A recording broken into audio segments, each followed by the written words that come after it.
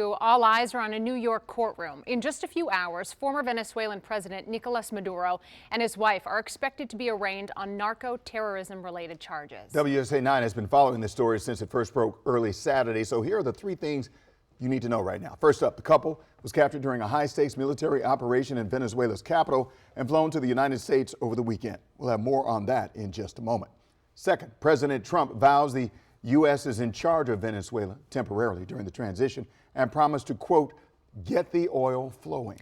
And the operation follows months of U.S. military buildup in the region and a series of deadly strikes on more than 30 boats.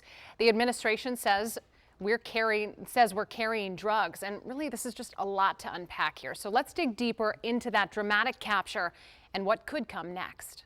Venezuela's former president, Nicolas Maduro, is behind bars in this Brooklyn detention center. Soon, he and his wife, Celia Flores, are expected to make their first appearance in a Manhattan federal court on drug, weapons, and narco-terrorism charges. There will be more security around him, obviously, but it will be fairly procedural. On Saturday, the U.S. military carried out the daring operation that led to their capture in Venezuela's capital city of Caracas, igniting new uncertainty over the country's future. We're in charge. The president faced new questions Sunday over who's running Venezuela. Venezuela right now is a dead country. We have to bring it back, and we're going to have big investments by the oil companies. Venezuela's new interim president, former Vice President Delcy Rodriguez, issued a statement calling for peaceful coexistence. President Trump says she's, quote, cooperating, though in an interview with The Atlantic, he also warned, quote, if she doesn't do what's right, she's going to pay a very big price,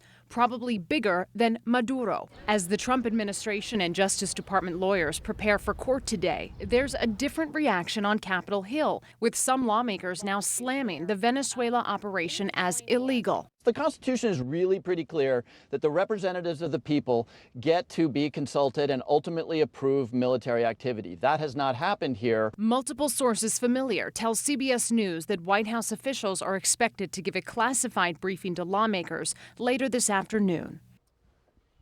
And this story is sparking strong reaction across the DMV, with several local lawmakers speaking out, and that includes Maryland Senator Chris Van Hollen, who addressed the issue on Face the Nation this weekend. I think it's outrageous that the President of the United States puts American lives at risk so big American oil companies and his billionaire buddies can profit.